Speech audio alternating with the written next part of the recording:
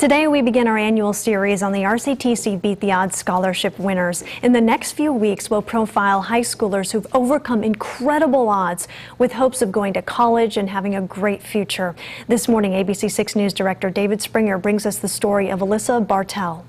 Hi, how are you ladies today? I'm thinking a medium light roast. You can often find Alyssa Bartel manning the cash register at Caribou Coffee in the Apache Mall. Is this the decaf? She's worked there for years and has hopes of advancing. Want to add some extra espresso? Well, my boss has said that if I work hard enough, I can become a shift supervisor. So That's something you want to do? it's something I really want to do. Exactly, and that's where the greed.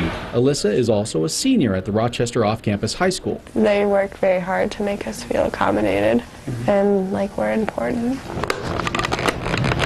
In her spare time, she likes to read. At the time, she was working her way through Veronica Roth's Divergent. She is also addicted to peanut butter, specifically Peanut Butter and Company's Dark Chocolate Dreams. I go through like 3 jars a week. It's a lot of peanut butter.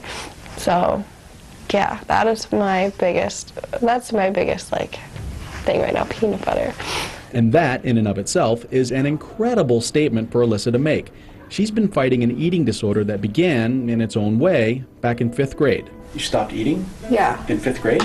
Well, not necessarily in 5th grade. In 5th grade, I just started to be more conscious of what I ate. In 8th grade is when I stopped eating. My lowest weight was 89 pounds. How old were you at 89 pounds? It was the beginning of my freshman year, so about 15, 16.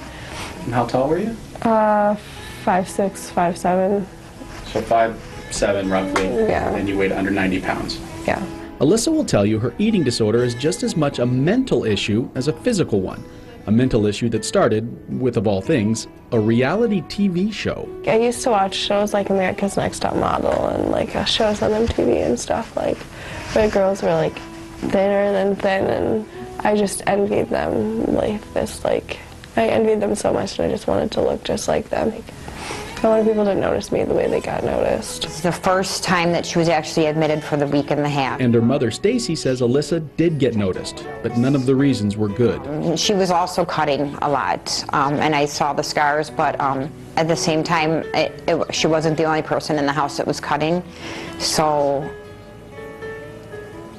it was hard for me to help her when I wasn't helping myself. The battle for control of her body taking place inside her home and inside her head.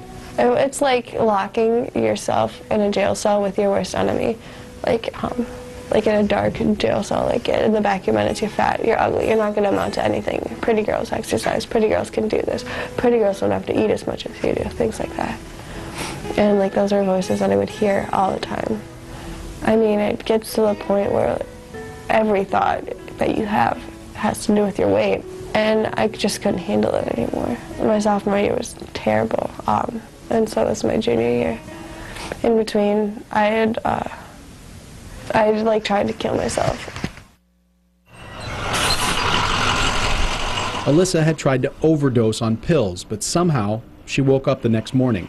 3 days later, she was admitted to Mayo Clinic and eventually the Jenna Rose Psychiatric Ward. They had said that at any moment I could have just, any morning I could have woke up and she could have been dead. Honestly, I think the moment she heard that I could have found her dead at any moment, it hit her, and it hit her hard.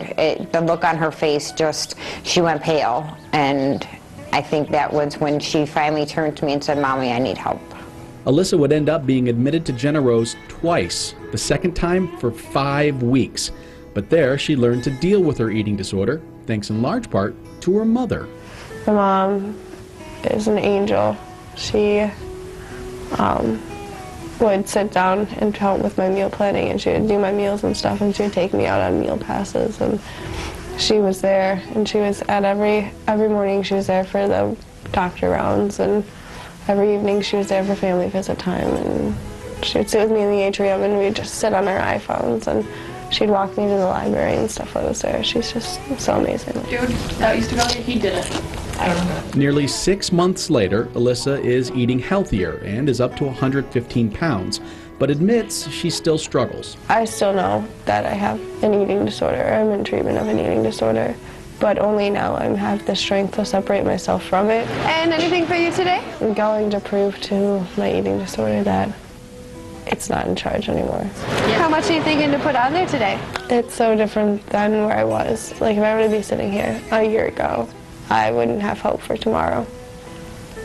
And so it's just the greatest feeling in the world. I feel like I can conquer anything. That includes going to college, becoming a nurse, and helping others struggling with their own eating disorders. Because I know how hard it is. And I know how hard it is to eat after not eating for so long. And I just want to be like, hey, you know, I did it. You can do it too. See here, watch, we can do it together. That's what I want, like, more than anything.